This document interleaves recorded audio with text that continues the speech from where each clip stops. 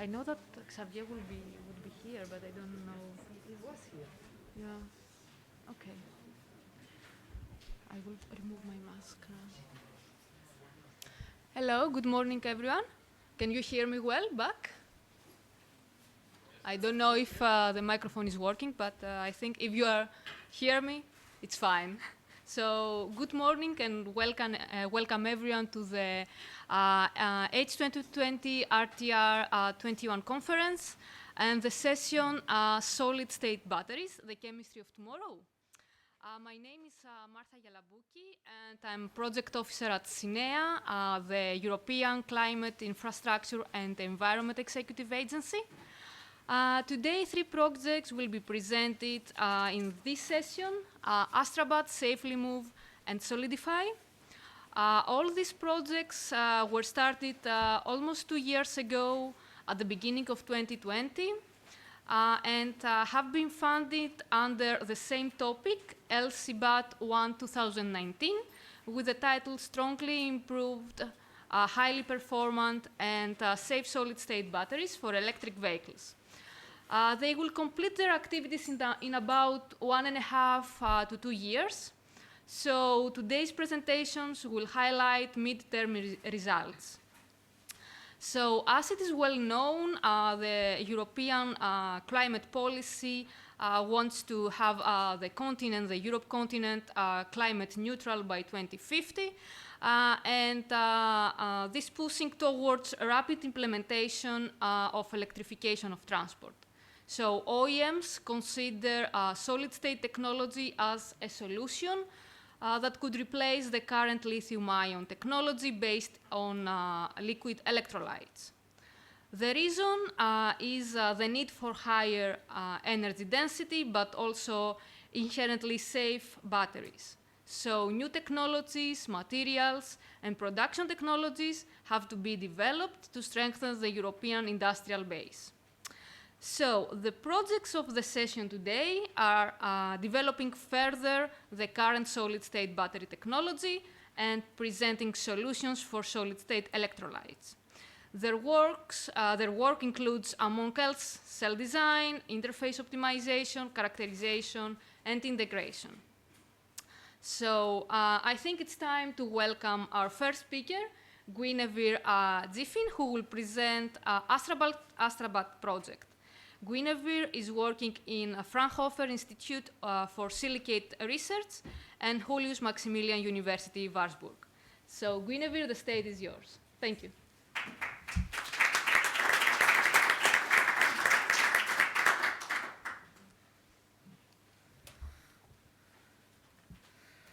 Okay, thank you very much. I'm happy today to present on behalf of the whole consortium, our project, Astrabat.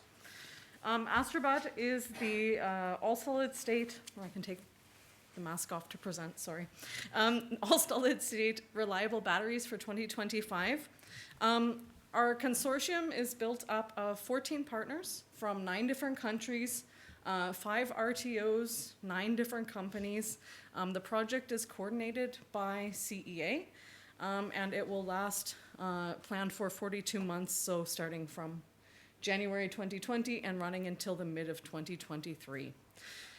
We have partners along the whole value chain, from materials companies to companies dealing with implementation and all the way to the end of the value chain. The specific objectives of Astrabat are to find a better cell architecture using all solid-state electrolytes, so specifically looking at hybrid electrolytes to enable us to achieve high energy and high voltage and to make reliable and safe all solid-state cells. So specifically, we want to design the electrolytes specifically for the high-energy electrode materials. In our case, we're focusing on silicon on the anode side and on NMC, nickel-rich NMC materials on the cathode side. In all of these steps, we specifically want to look at processes that are compatible with mass production. So in order to get to these larger high-energy cells. In addition, we have some specific efforts focused on alternative and future-looking architectures to make eco-designed power and energy type cells. So these will be in the pre-prototype phase, where our main cell type will be in the prototype phase. Of course, as a solid state, safety is one of the most important aspects to be considered, specifically as a replacement for liquid cells. And so we want to specifically look at the cell architecture with respect to safety, in addition to, of course, the energy density and performance. And finally, to look at the structurization of the whole value chain. So keeping in mind aspects like the eco-design, end of life, and the recycling processes. So some first results, or midterm results. So first looking at Analyte and Catholite formulations. One of the specific things that we've done is basically say, okay, there is no one electrolyte that exists to this point that can really cover the full range. So deal with, for example, the volume expansion of silicon, and at the same time provide the high energy, the high voltage stability of the NMC materials. And so we designed two separate electrolytes for each individual compartment, so an Analyte compartment electrolyte and a Catholite compartment electrolyte that will then be put together in the final cell. So we had KPIs of 4 millisiemens per centimeter and 0 volts to 4.5 volts to cover the whole range. And basically, we have achieved both ends of this electrochemical stability range through our different electrolytes. So on the anode side, we're looking at a hybrid polymer based on ether functionality. On the cathode side, we're looking at fluoropolymers to be compatible with the NMC materials. In addition, we've looked at other components, or are looking at other components to make our hybrid electrolytes, so specifically LLZO, in order to integrate into the electrolytes themselves, and then also new lithium salts and new ionic liquids. So here on the left, you can see the LLZO that's being developed with a particle size of about 1 micron. This is particularly important when we come a little bit later to some of the new architectures for 3D printing, that it is below this 1 micron size. On the bottom right, you see a Catholite membrane that has produced very homogeneous, containing the Catholite polymer, the salt, the ionic liquid, and the LLZO.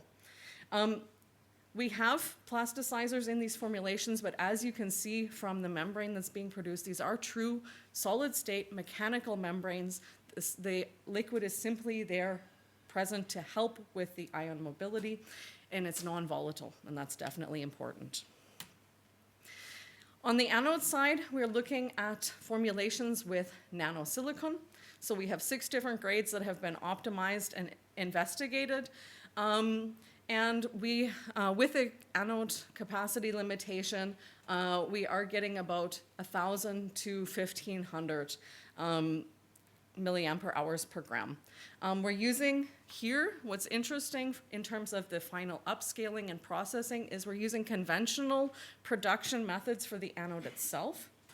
So this means all of the existing production equipment can be used to produce the electrode, and then the polymer electrolyte formulation is coated on top of the anode itself.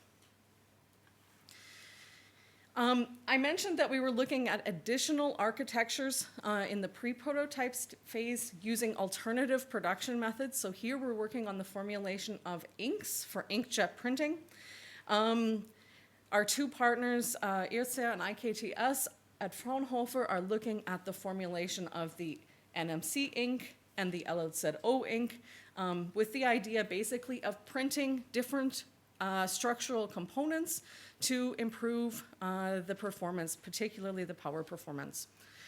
So you can see that from the Inkjet printability test that we have developed a printable ink, and at the moment we're working on adapting or adjusting the inks to contain, for example, the fluoropolymer binder for the cathode side.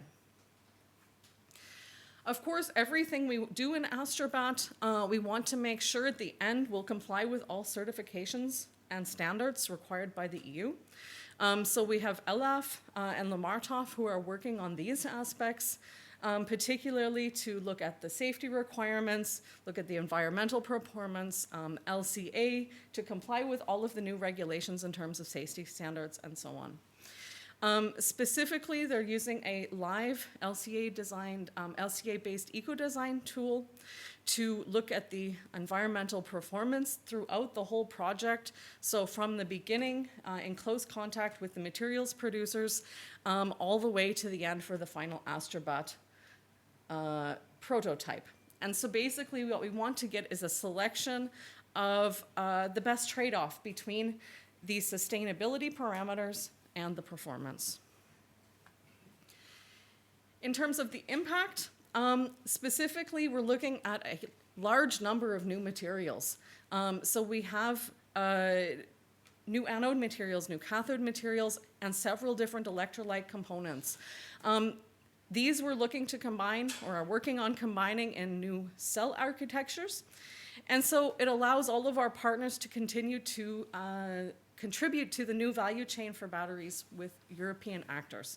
So basically to tackle the dependence of Europe on foreign competitors. And then we want to promote the deployment of electric vehicles by developing basically a disruptive battery technology. So the materials producers you can see here with some of the examples. Specifically looking at the processes, you have IRSA, IKTS from Fraunhofer and UNESCO, and then the cell architectures from CEA, Leclanché, Elaf, and Stellantis on the bottom. Finally, as I mentioned, eco-design, safety, environmental impact of the prototype is particularly important and where we feel that we can make a lasting impact. So by including a safe by design approach, that is in compliance with all of the EU directives and certifications and standards.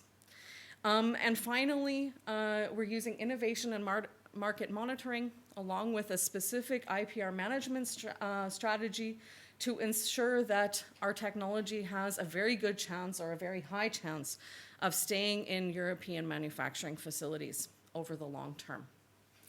So, thank you very much for your attention.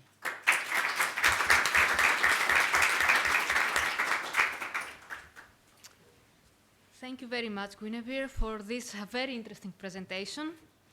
So we can move on to the second project, is Safely Move, and it will be presented by its coordinator, Maria Martinez Ibanez. Maria has been working at CESI Energy Gune since 2017, where she joined the Solide electrolyte group. So Maria, the floor is yours. Thank you, Marta. Okay, first of all, I would like to thank the organization for inviting us. I'm here to represent the whole consortium for Safely Move. And I'm really glad to attend an event face-to-face, finally, and meet here some of the partners that are already involved in this project. So, say that, Marta already introduced myself. I'm Maria Martinez. I'm coming from CIC Energy Gune, and I am the coordinator of Safely Move project, where Safely Move stands for Advanced Solid-State Safe Lithium Metal Technology Towards Vehicle Electrification. So this project was granted under the call H2020 LCVAT 01 2019. We are 15 partners where we are covering the whole value chain. So there are partners involved on material manufacturing. There are also several research centers and universities. We have battery manufacturers, and also we have end users, such as Toyota or, for example, Renault. This project is a 48-month project, so we are more or less in the middle of the way. We started the 1st of January of 2020, and today I'm going to present the most relevant results, and also, of course, first the main objective of this project. So moving to the objective of Safely Move aims to support a change towards high energy density batteries. So we are aiming to a really challenging values of 450 watt-hour per kilogram and also above 1,000 watt-hour per liter. So to reach this target, we have identified the main action points, and we have divided in 4 main points. So everything is related in this case to the material development. So first of all, we have identified that we need to develop high specific capacity lithium metal battery, the lithium metal anode, sorry, with a low thickness in order to reach this target by means of energy density. Then if we move to the positive electrode, we are developing nickel-rich layer oxide cathodes that has the intrinsic advantage of the high voltage. And in order to put everything together, we need to look into an electrolyte that replace the flammable liquid electrolyte and at the same time allow us to work with these high voltages and also the reactive lithium metal. So for this, we are developing advanced hybrid ceramic polymer electrolyte, HCPEs, that they will improve the electrochemical stability, but also we are looking for high ionic conductivity, where the target is above 10 to minus 4 Siemens per centimeter. So the intrinsic safety of this electrolyte, so we are talking about a thermal stability above 200 degrees, will allow us to reduce the external safety requirements if we consider the battery pack or the battery module. And in this way, we will also have an impact on the total cost of the battery. And then the fourth point is that since we are developing many different materials, we need to put everything together in a battery, and we need to make sure that all of them are compatible.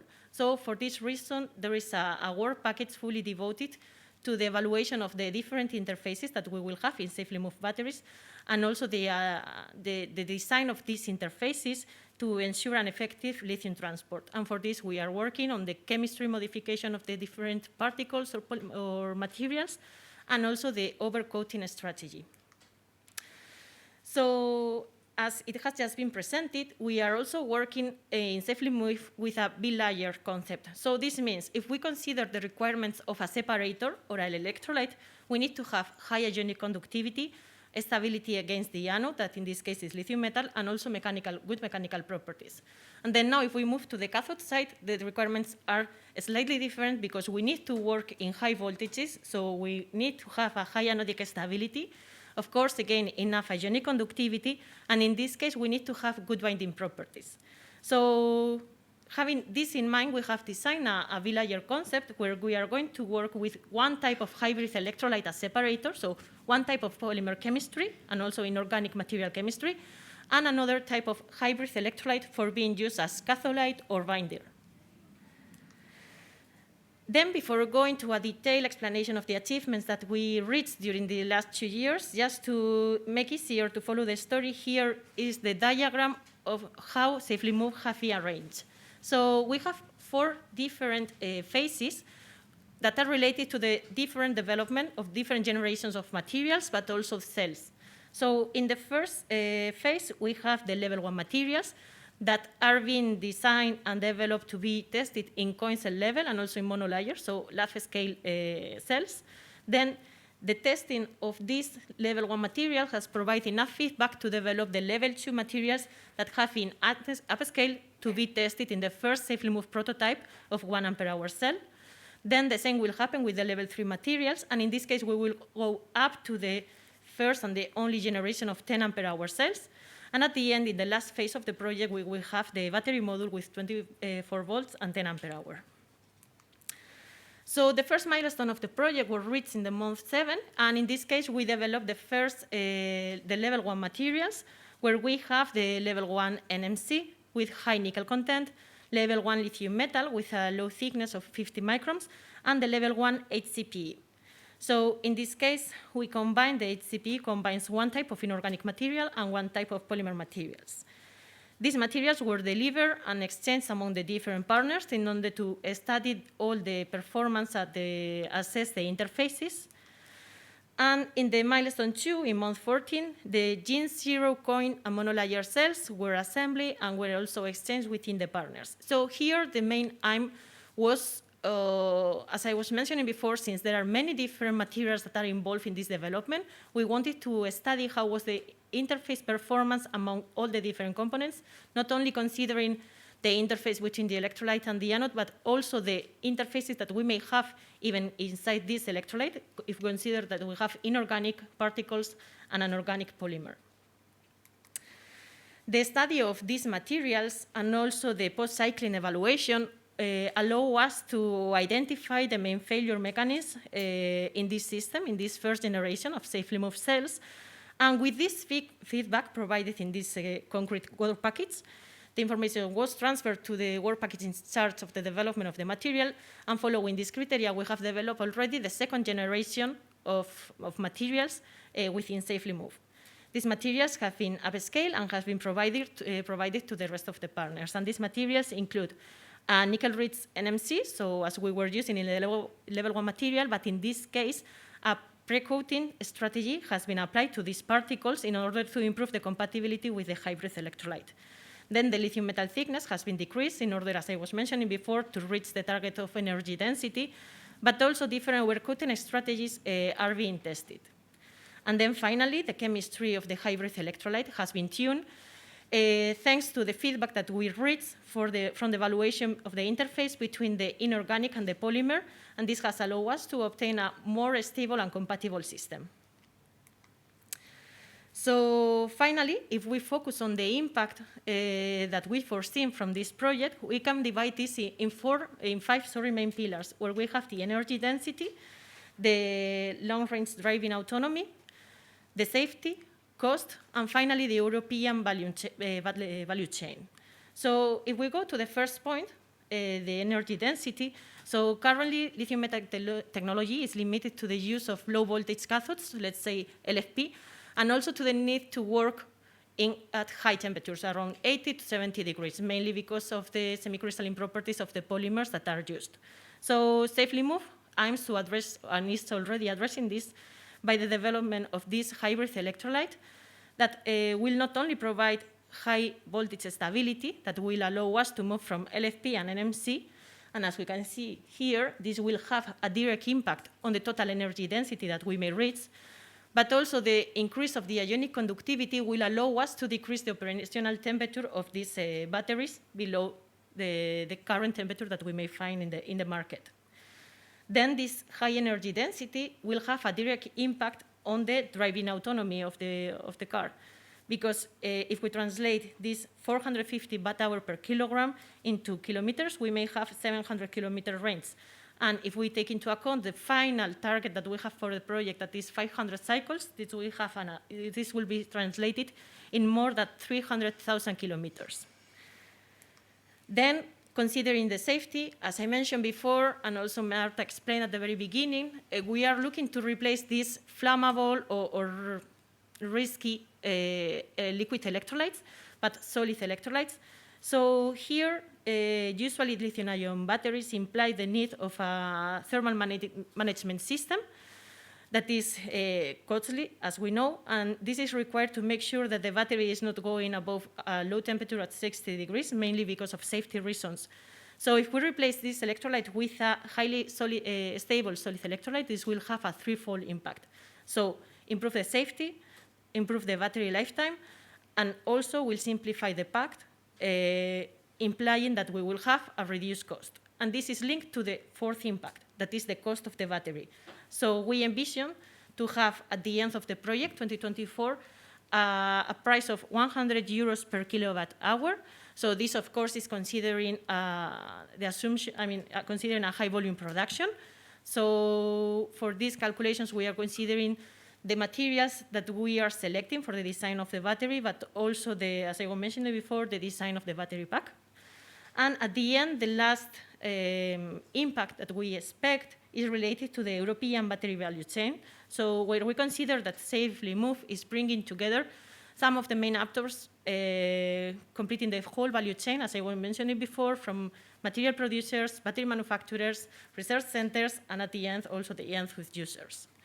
So say that, I would like to thank again everyone. Please, if you would like to know more about this project, you can visit our website, follow us on Twitter, and I invite you to subscribe to our newsletter. Thank you.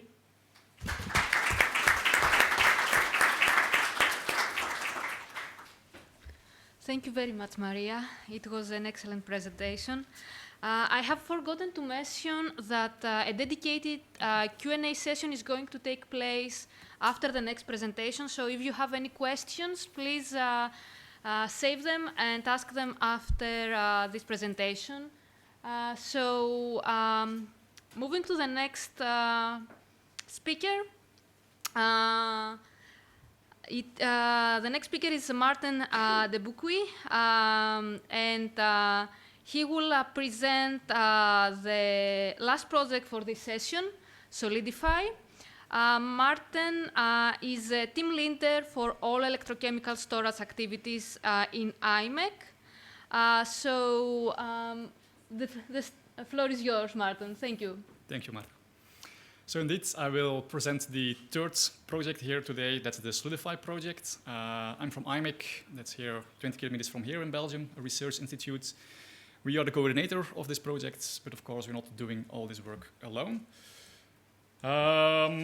Solidify, like all the projects presented today, focuses on a solid-state battery. It's a solid-state lithium metal battery, so we use a lithium metal anode and not a silicon graphene or graphite anode. And what is maybe special to our technology is that our solid electrolyte starts from a liquid precursor. So it's first liquid, it's processed into the battery, and then solidifies into a solid electrolyte. Of course, that's why it's called Solidify. Like the other project presented here, it's an LC-BOT1 call. We started early in 2020, so we are over halfway now. We see in total we have 14 partners, different positions in the value chain, different structures as well. There are some research institutes, some companies, some universities as well involved. Some people are working on materials, for example, Umicore, Solvionic on the electrolytes or on the cathode material, Sidrabi on the lithium anode material. There are some companies more focusing on cell technology, like Le Clancher, for example. Solid is working on processing tools.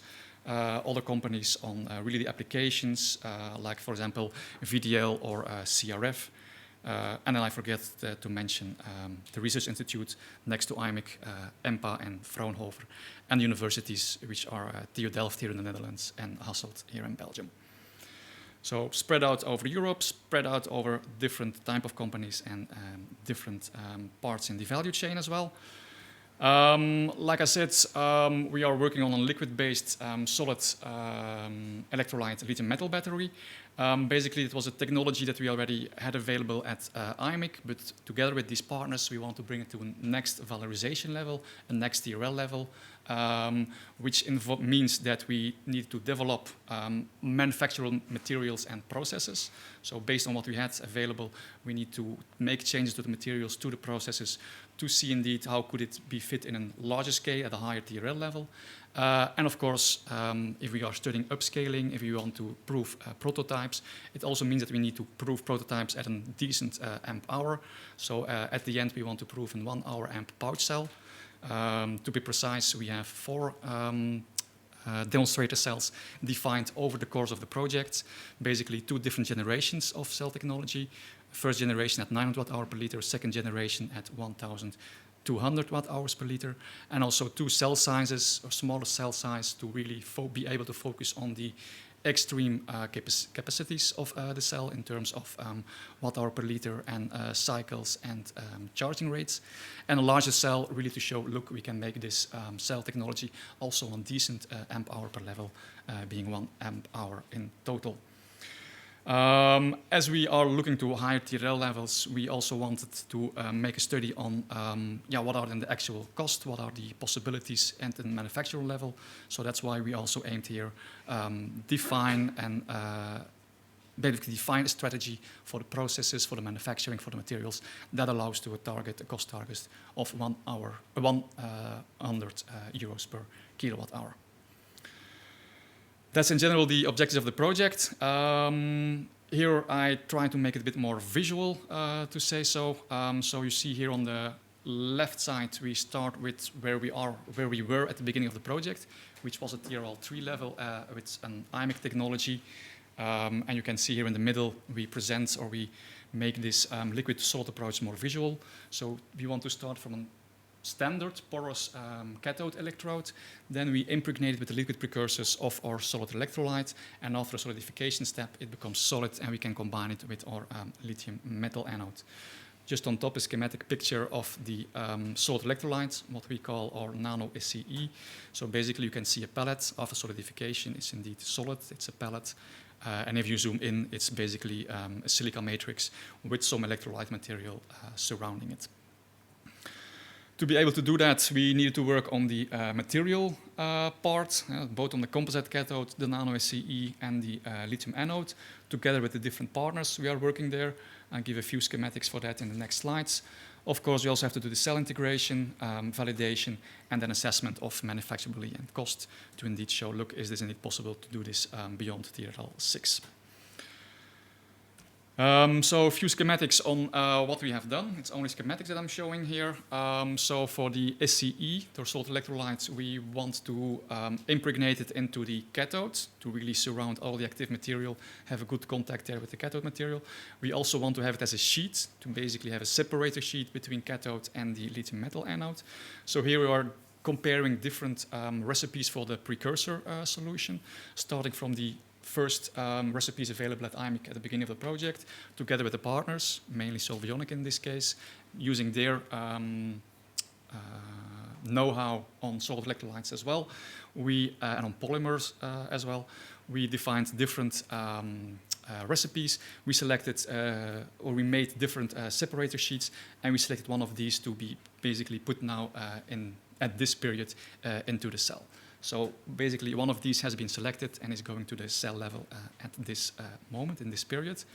Similar approach for the cathode. Also there we have now selected one cathode that we are going to put into our cell. Basically here we start from an uncoated cathode material. In this phase of the project it was NMC 622. Later phase of the project it will be NMC 811. But now NMC 622, non-coated, and then coatings were applied by different companies. So basically Umicore took their standard coating. Delft EMP is a company that can put additional coatings on top of it by an ALD process. Different coatings were applied, and the goal of the coatings are then to have a good interface between this active material and our solid electrode material. So these different coatings were made, were put into cathode sheets. Cathode sheets were impregnated with the selected recipe for the solid electrolyte, the liquid precursors, and then solidified. And then again, we have different cathode materials, impregnated cathode materials, and one of these has now been selected to put into a cell. And last but not least, similar approach also for the lithium metal. It's not a question of just putting lithium metal in contact with solid electrolytes. Lithium is very reactive and will react with basically everything. So also there you need coatings, a bit similar to the cathode.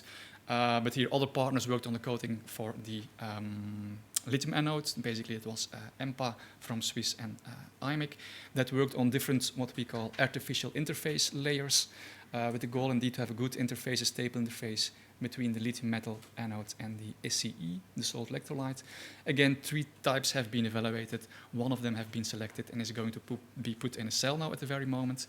I only show here very schematic of the cell integration. So basically you are putting everything together in pouch cells with of the goal to make these first demonstrator cells that we have promised and that we have engaged to within this project. That brings me to the expected impact of the project. So at first there's a clear technological impact, I think. We really want to increase the energy density, the capacity, and the safety of the cells. I think what we promise here, what we engage to reach in terms of demonstrator cells, in terms of watt-hour per liter is far beyond what is at this moment the state of the art for liquid electrolyte cells. So we really want to take their next step to a next level of technology, breaking to this border of 800 watt-hours per liter, which is now more or less state of the art. Of course, it brings with it an environmental impact as well. We say that we also want to take a look to the cost. If you upscale this technology, we aim at this €100 per watt-hour. So that should also allow to have an affordable, clean mobile solutions for the market, which has an impact for the customers here as well. And as a side effect of that, that has, of course, the final goal to decarbonize the transport, as you are all, of course, very well aware. Then that we think it's only possible by indeed having this technological impact and also paying attention to cost. And the last one is the economical impact. I think we also are all aware that we want to have more battery industry here in Europe as well. So I think that's indeed not mentioned at this moment here, but we really want to make this technology where we do believe that it can has a major impact and a major difference to what is today's state of the art. We want to bring this to the next level, really a valorization level, and we want to input this into a valorization track, so it could indeed help to have here a strong local European industry of batteries, and we hope that this technology that we are putting up here can be part of that. So it leaves me only to thank you, to listen to me, and also to thank all the partners that have been involved in this project. More information can be found on our website.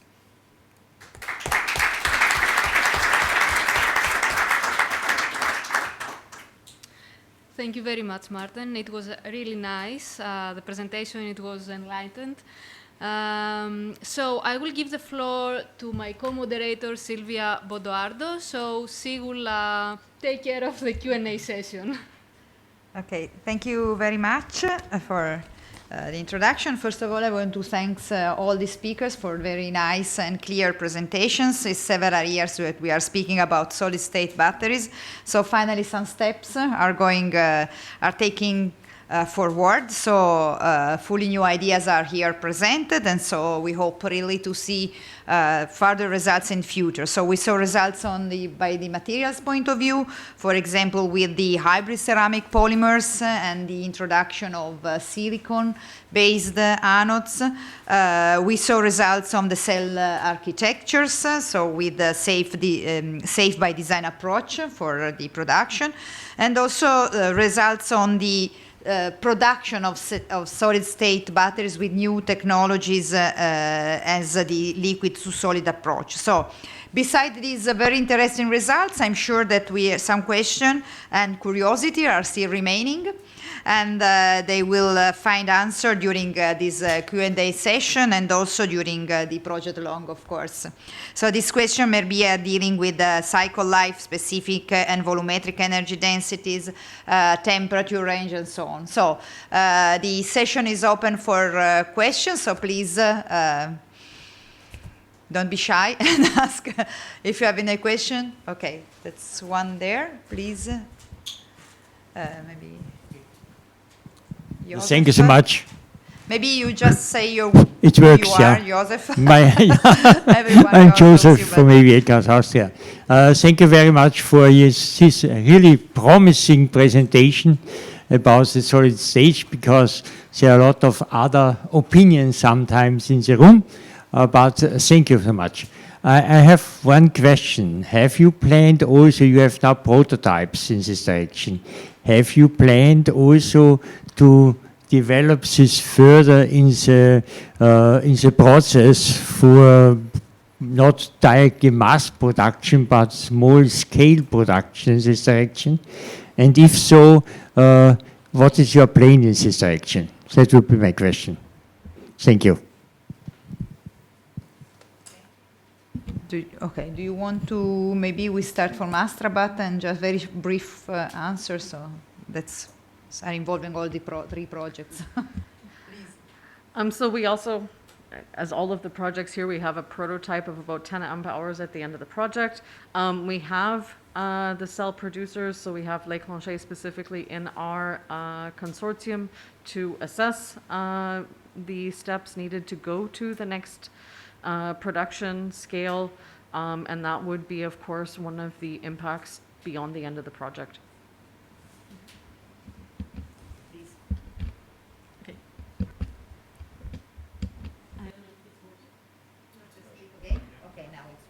Okay, so in our case will be the same in Safely Move. So we have foreseen two different types of prototypes. One for 1 ampere hour cells, that this is the one that we are currently developing, and another one of 10 ampere hour cells. So for this we have two partners in charge of this. One is CDTech and the other one in the Basque Country also, and the other one is SAFT. So they will be the one in charge of this final prototype manufacturing. And of course, for that, from the very beginning, we are working on the design of how are the requirements for the scaling up production of these components and also the batteries. Yeah, from Solidify, I think it's quite common to what has been said for the other two projects. There is a dedicated task on really looking, okay, we have this technology, we have these processes and these materials, but actually how would it look into a larger line? That's basically a work package on its own within the project to really focus on these things. We involve there the material manufacturer, but also tool manufacturers to take a look to indeed how could this be. And at the result of the end of the project, we want to have this indeed a study showing, look, this is a strategy, manufacturable strategy that is indeed obtainable as it will be presented by tool manufacturers in cooperation with these cell manufacturers, which are in the project. There's a question here in the first line. Hi, thank you very much for the description of this project. Indeed, I'm more focused in the module and pack design, but I'm very interested in all the developments at cell level. And my first question is for everyone, is regarding safety. Do you have any recommendation or request to the module and pack designers in order to be complementary with the approach you have from the cell level? And the second question would be for the Solidify project. Regarding the liquid to solid approach, is there any specific step in the production of those electrodes that is different from the traditional one, or is there any key step that it is out of the traditional techniques that are used in the electrode manufacturing? Thanks.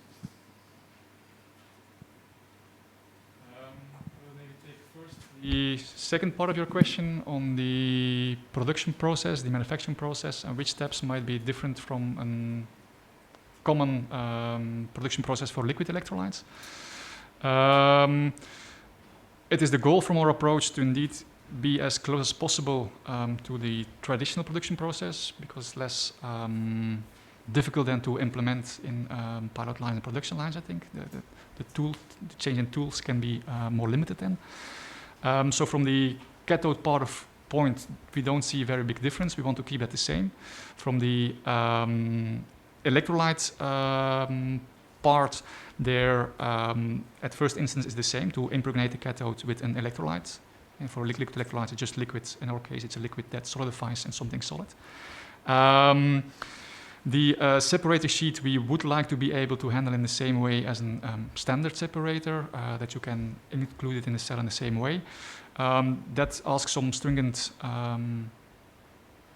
reasons or stringent numbers for the mechanical properties of the separator. So that's something that might need dedicated tools there at that moment to work with this separator sheet. And of course, lithium metal anode, at this moment, that's not something that is really standard in standard liquid electrolyte batteries. So there, indeed, it's part of the task in the project to look indeed how can we handle lithium metal anodes. Are there special needs towards tools, environments to tackle that? So basically, it's mainly on the lithium anode, and as I see it, on the electrolyte sheets, where I'm not sure that we will be able to follow the same approaches as with a standard separator. Mr.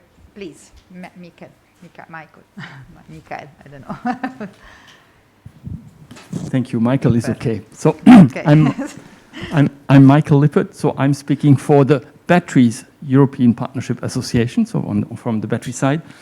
Thank you very much for your presentations. My question quickly to all of you would be, could you briefly state what level of maturity you expect your project to be at the end of the project?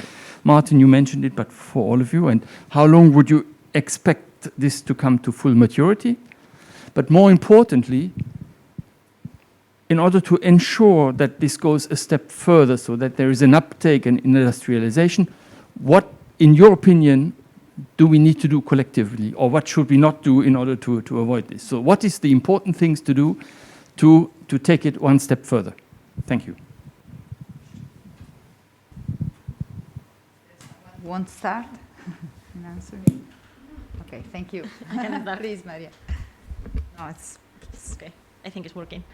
So the maturity, I guess that, for example, by means of the prototype level that we will reach at the end of the project. So as I mentioned, we aim to reach these 10 ampere-hour cells. But of course, there is a lot to do towards this end, mainly because we are working currently in new chemistries, new materials, and we need to foresee also how will be the scalability of these materials. That this is the first attempt that we are working currently with this small prototype of 1 ampere-hour cells. And also in our case, we aim to reach also the battery module design, as I was mentioning also during my presentation. But for this, we know that we need to move fast, and it's going to be difficult to reach all these prototypes and also the battery module working.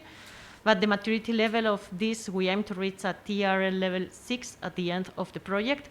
Since we are working with, as I was mentioning, 2 partners that they have a great expertise on the processing and also working on this solid-state technology, we aim that, and we hope that this will be feasible at the end of the project in 2024.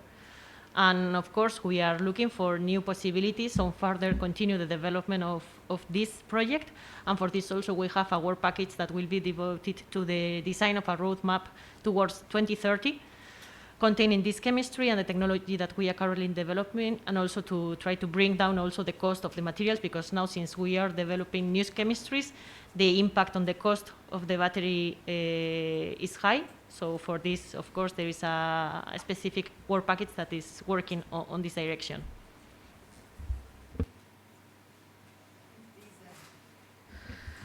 So we are also looking to be at about TRL 6 at the end of the project with the 10 ampere-hour cell. I would say one of the things that we have to really keep in mind is the production processes. That when we're looking at these new battery chemistries, we have to keep in mind how can it be really done on the large scale. So of course we can do all sorts of fancy things on the lab scale to come up with cells, lots of tricks and things like that, really to say, okay, here's a really good performing cell that I can hold in my hand.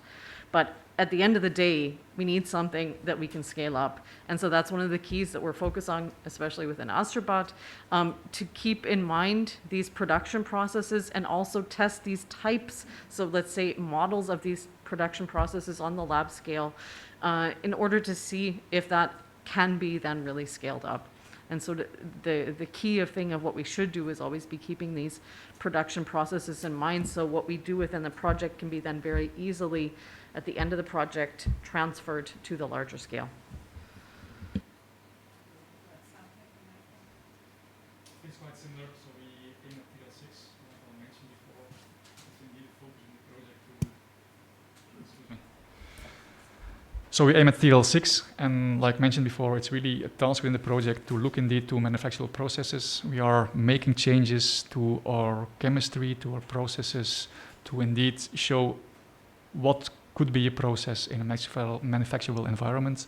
We are stepping away from the lab scale processes where it's very manual, very small quantities. We are taking the changes to indeed show that is a possibility. That's how we call it look, and that will be input for the study as it will be presented at the end of the project on, look, this could be a manufacturable line, this could how it could be manufacturable in an industrial environment, that could be the related costs, that are the needs that are still remaining. Thank you. There was a question behind. Michele? Yep. Another Michele. Good morning, Michele De Gennaro, IT. Thanks to the panel for the excellent presentation. My question is for all of you. I understand that Gen 4 and solid state is very much at the beginning, and now the priority is to deliver working prototypes, stable prototypes, and deliver the energy density performance. Can you please elaborate a little bit further what we can expect in terms of cyclability, first and second life of solid state, and also in terms of capacity phase mechanism compared to Gen 3A, Gen 3B liquid electrolyte? Thank you.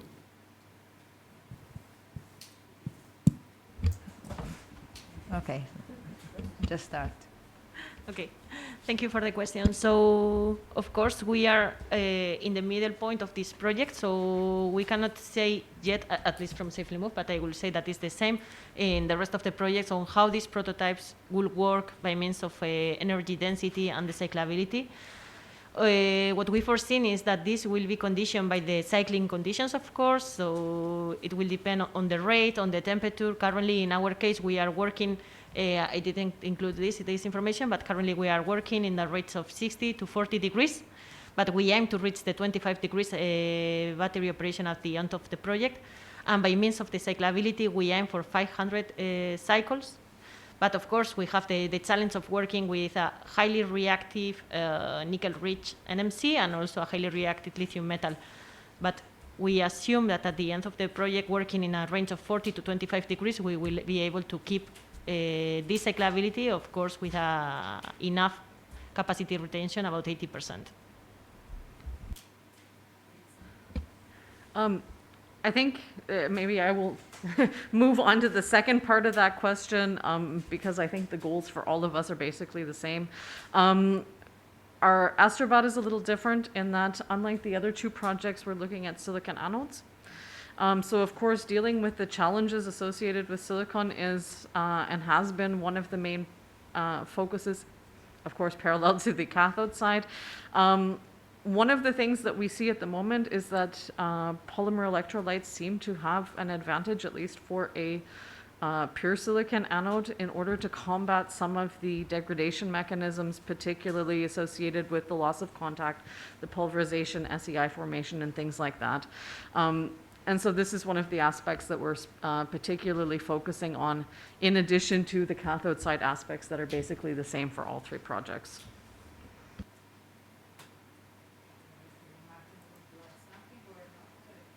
I think I cannot add too much to what has already been said by my colleagues.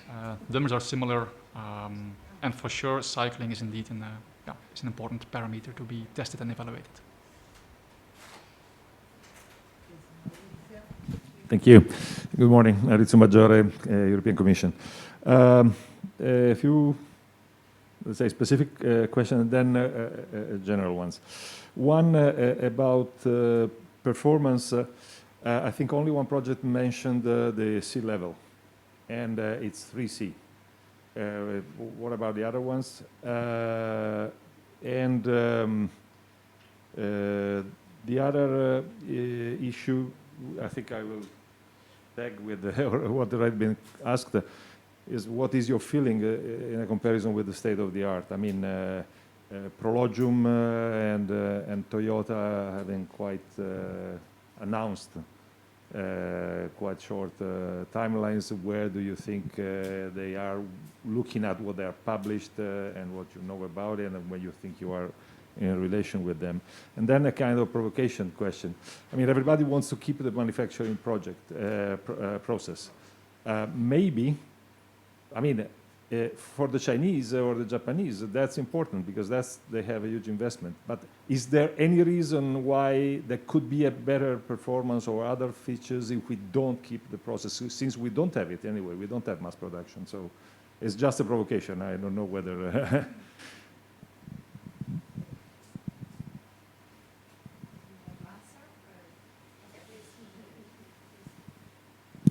Maybe I will jump on to the last one in terms of the manufacturing process. We have looked at several different manufacturing processes, particularly in terms of the way of getting the electrolyte into the composite cathode. And basically, the earlier results that we can present are showing that actually keeping the manufacturing process seems to be advantageous. So basically using a concept where you make a cathode, of course, there have to be adjustments for specific solid state chemistries.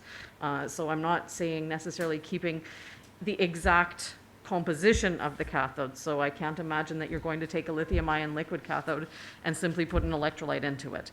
But the processes themselves are the same. And then adding in just a couple additional steps where basically you coat electrolytes on top. And the results that we have so far show that this actually seems to work better than saying, okay, let's make everything in one big step, do a complete slurry, and make that kind of coating.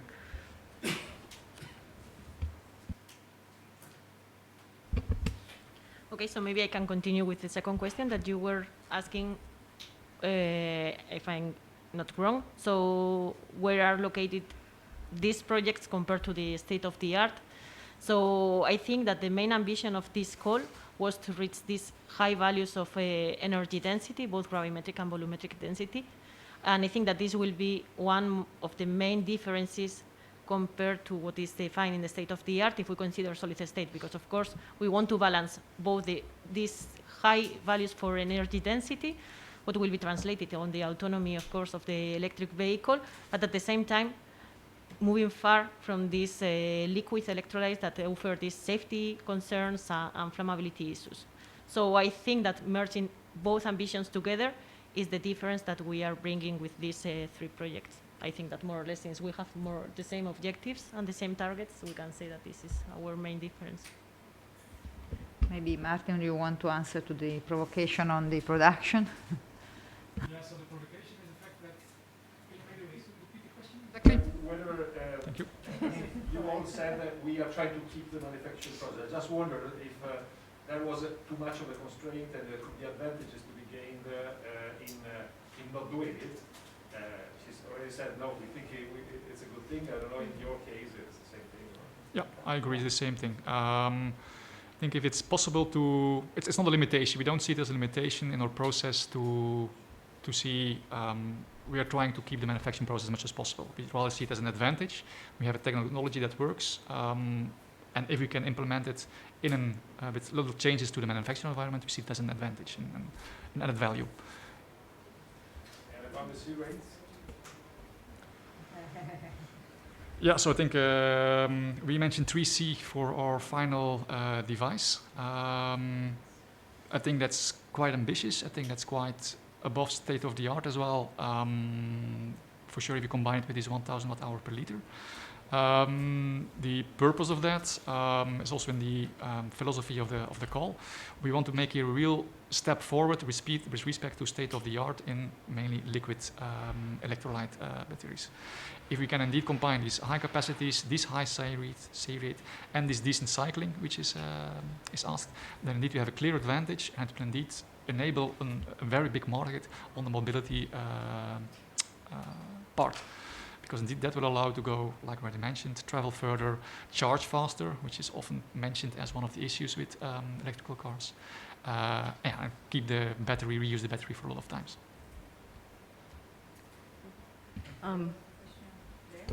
Actually, I would like to make one sort of, back to the manufacturing, I tend to only think of the bulk system and keeping the old one because that's this part that we specifically work on at my institute.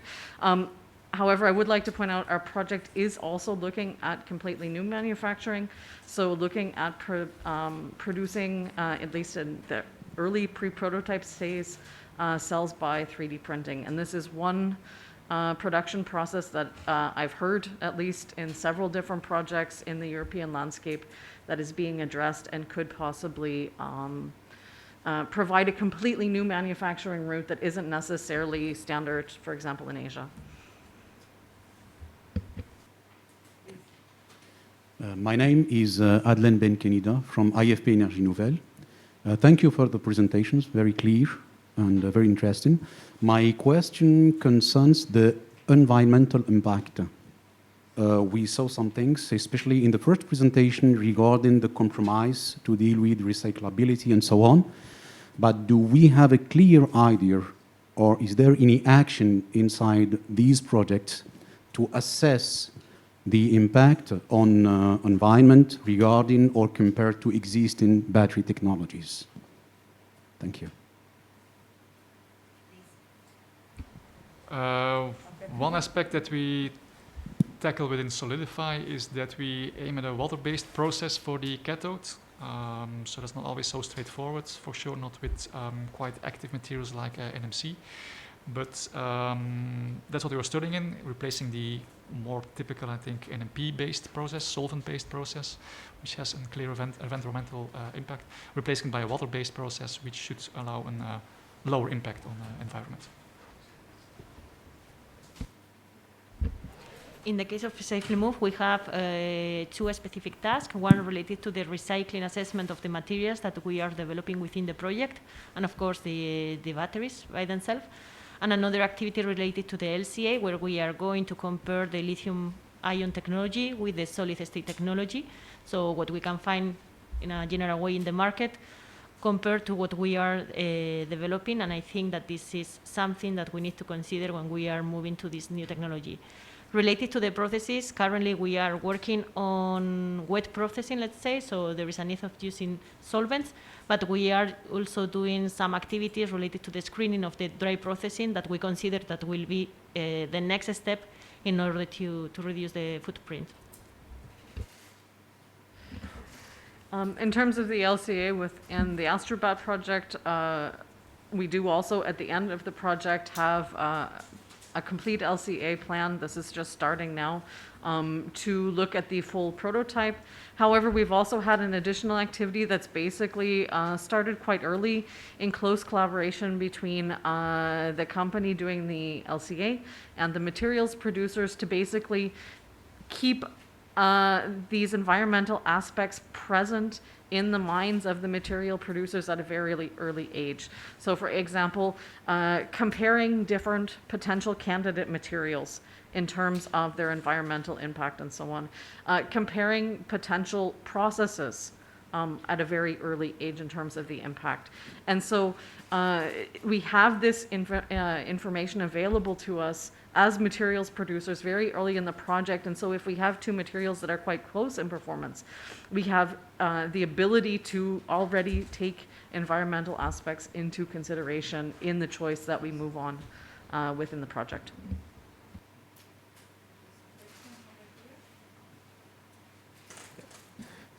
So Martin Petit from AFPN. I have a question in two of your projects, at least. You are using two electrolytes for both negative and positive electrodes. And so it's interesting in terms of stability for the electrodes because you have different stabilities for both types. However, it comes at a cost. You have a new interface to put in your battery. What is the impact in terms of resistivity, stability? And have you benchmarked it compared to the one electrolyte options also in order to choose this path for your project? So yeah, that is true. Of course, if any time for a solid state cell that you introduce a new interface, you potentially have a new resistance. But this is one of the aspects that we're specifically looking at. So we're looking at studies not only of, for example, materials properties of the individual materials, but of stacks of the materials. So we don't just say, here's the conductivity of this material and optimize that. We also look, what is the conductivity of the stack?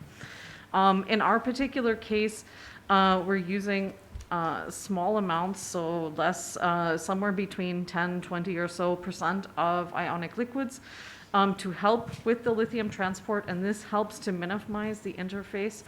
To do a true benchmark in a cell with a single electrolyte, of course, would be difficult because the two materials we have are optimized for two anodes, or for two materials, for an anode and a cathode. And we've chosen them that way to basically get the most out of the materials. And so if we did an all catholite cell or an all analyte cell, we would be introducing massive problems in terms of stabilities because we specifically optimized in this direction.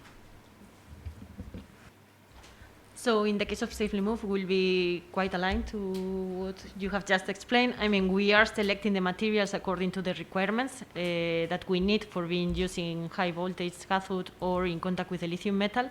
Of course, we could have this reference cell where we use the same material in both sides, but we know that we are going to have compromise. For example, if we take the material that we are using in the electrolyte and put it in the cathode, we know from the chemistry that we have selected that we will have compromised the anodic stability. So we expect and we assume that the performance will be worse. So for that reason, we have carefully selected different chemistries in order to the requirements that we need to fulfill at the end in the battery.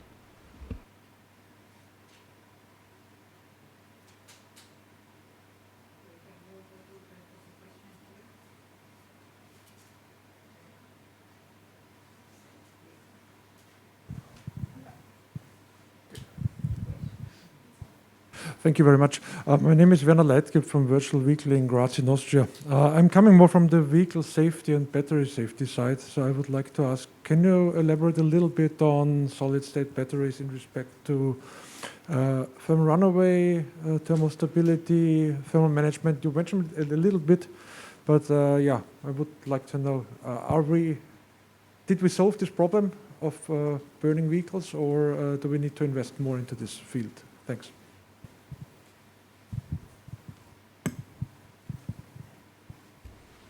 Okay, so currently in the project we are working on the analysis of the thermal stability, but with the perspective of the material. So we have not tested yet how will be this when we are going to prototypes. Of course, if we consider the materials and we compare the solid electrolyte with a liquid electrolyte, we don't have the volatility or flammability issues that we may find with a conventional organic solvent-based liquid electrolyte.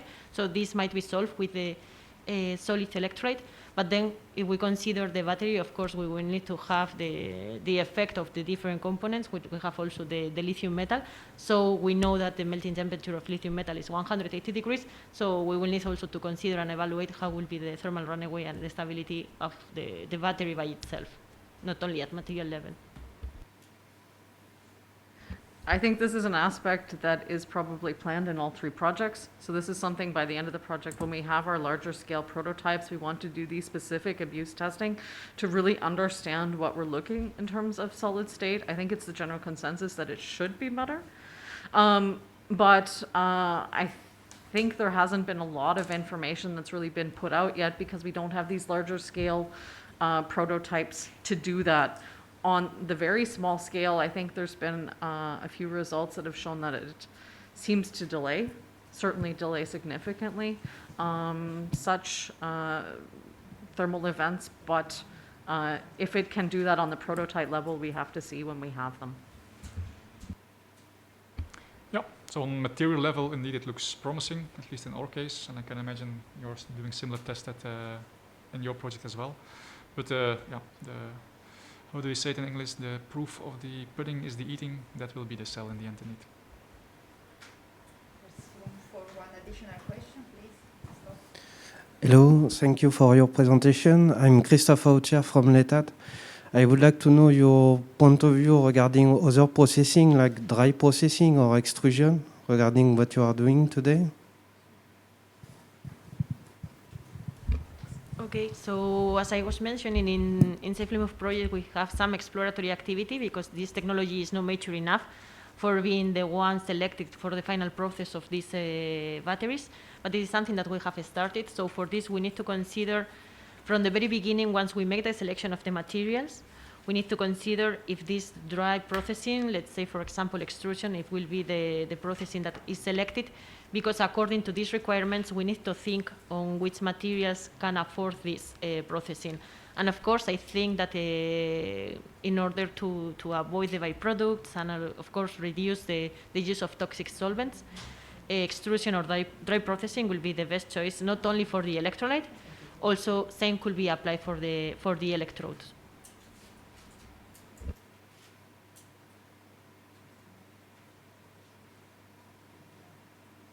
Is there any very short question, please, here in front? So forgive me. You already raised your hand before. Thank you. Well, hi, my name is Jordi. I'm calling from IREC. Thank you very much for the presentations and for answering the questions. Very general question. All of you have presented NMC and nickel-rich materials for your cathodes. So how do you see that upscaling that material, even though it has really severe instabilities in ambient conditions? Thank you.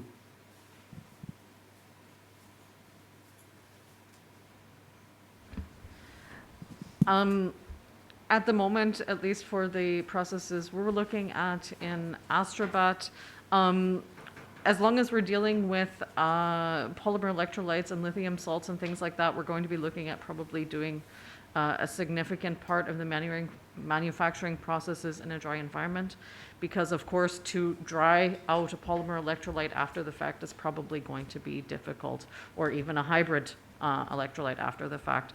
And so these types of issues sort of have to be solved anyway, not only because of the NMC, but also because of the other material combinations. Yes, I think that in a similar way, same can be applied also to Safely Move. So it's not only NMC, there might be all the other components, but we know that NMC 811 is quite tricky to be handled, mainly because what you were mentioning about the stability. We also hope that there is with the overcoating strategy that we are looking for in the material development work package, this stability issue can be solved, not only for the reactivity with the ambient air for the processing, also to the chemical reactivity with the other components within the cathode. Yeah, same for our case. I think I showed indeed a schematic on how also we coat the NMC material. At the moment it's NMC 622, will be NMC 811 in the second phase of the project. So also there, the goal is to increase the stability of the material, both during the processing of the slurry, during the processing of the liquid precursor of the solid electrolyte, and during operation that indeed the interface between solid electrolyte and NMC is controlled and better maintained than just as is. Thank you. So I want just to close this session thanking again the speakers for their very clear and presentation, and all the attendees for the question and answering, so that we go deeper in the inside the projects and getting new knowledge. So hope to meet each other and enjoy your lunch break.